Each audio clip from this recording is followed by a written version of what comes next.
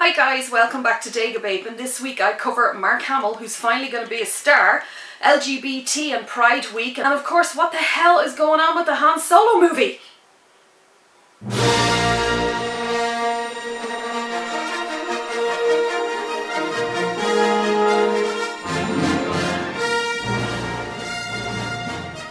Guys, I hope you like my new format. I decided to kind of change things up a little bit to make my videos a little brighter, and I've got some nice new studio lights and everything here, so it's all shiny and sparkly and lovely.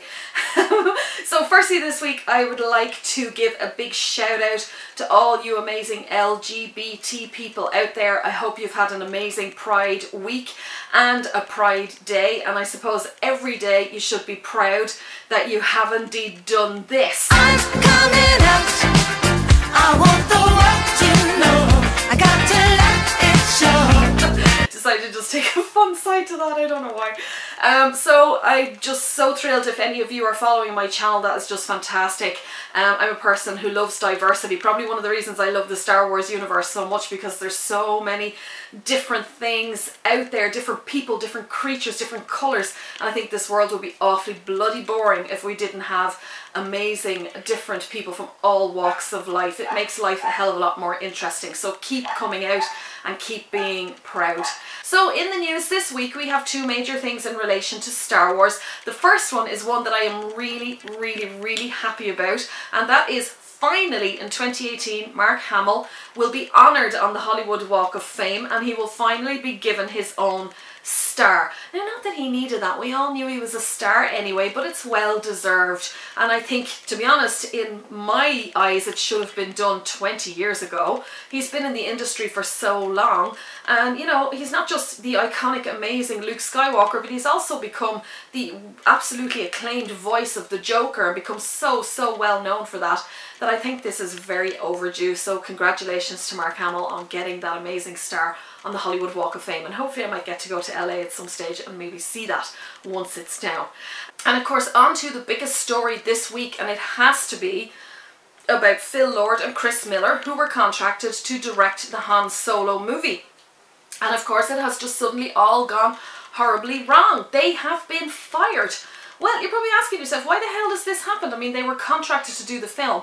I myself believe that they were not going to be suited to this movie because they had a track record of doing nothing but comedy films. So they had done things like 21 Jump Street, they did the Lego Movie, they also did TV shows like Brooklyn 911, and they did How I Met Your Mother. So I was deeply concerned when I heard that they had been contracted to direct the movie, because clearly doing a movie that's more of an adventure and less of a comedy might not suit them, and it turns out that that seems to be the case.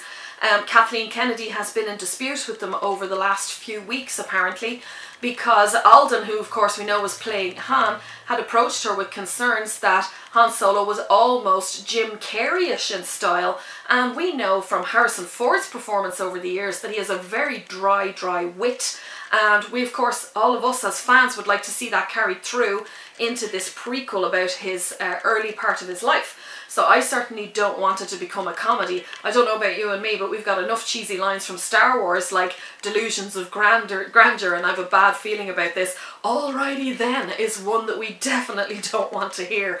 So I think maybe Kathleen Kennedy in this case has made the correct decision by bringing in Ron Howard to direct the movies. Having said that, will Ron Howard be able to deliver to the fans? I think Kathleen Kennedy is concerned about that, because she knows that there's such a massive fan base with these movies that if they get it wrong, it will be a complete failure. I mean, look what happened with the prequels with the fans. George Lucas really did think he was doing something truly amazing the fans were going to love, and it really came back and kind of bit him in the ass. Sadly, don't get me wrong, prequels have some amazing scenes in them and there's some good stuff in there, but it just doesn't hold that nostalgic feeling that was with the original trilogy. It just, I think there was way too much CGI in there, way too many special effects, and the acting wasn't up to par, which of course was not the actors' fault. They were being directed by George Lucas. So sadly they failed miserably, and I think there's a fear that that could happen with this Han Solo standalone film. And after Rogue One, I mean, we've seen that Rogue One was hugely successful. It had its own set of problems as well, with Gareth Edwards being told to go back and reshoot some of the scenes.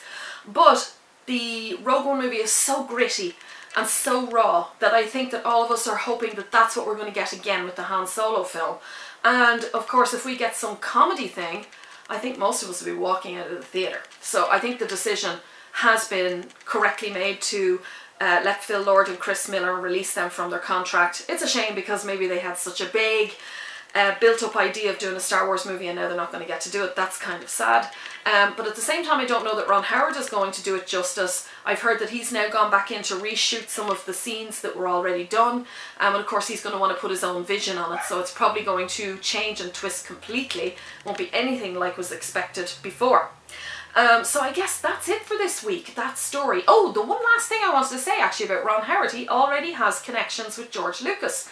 As many of you know, George Lucas, before he did Star Wars, had his THX film, but he also did the iconic 1950s inspired movie American Graffiti, which starred Richard Dreyfuss, and it also co-starred, a small role, Ron Howard. Ron Howard, of course, off the back of that, ended up making the sitcom, I think in the 70s, Happy Days, which of course was inspired by American Graffiti and was all set around a 50s diner.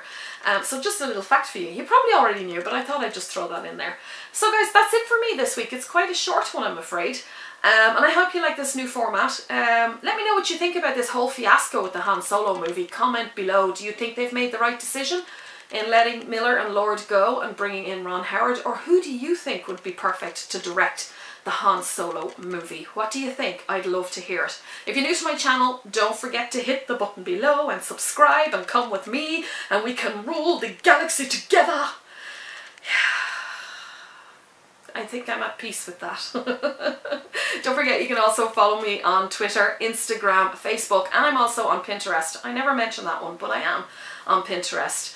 I've no idea what I'm going to bring you next week. It's kind of just, you know, each week there's stories coming out, so I think I'll just go with that.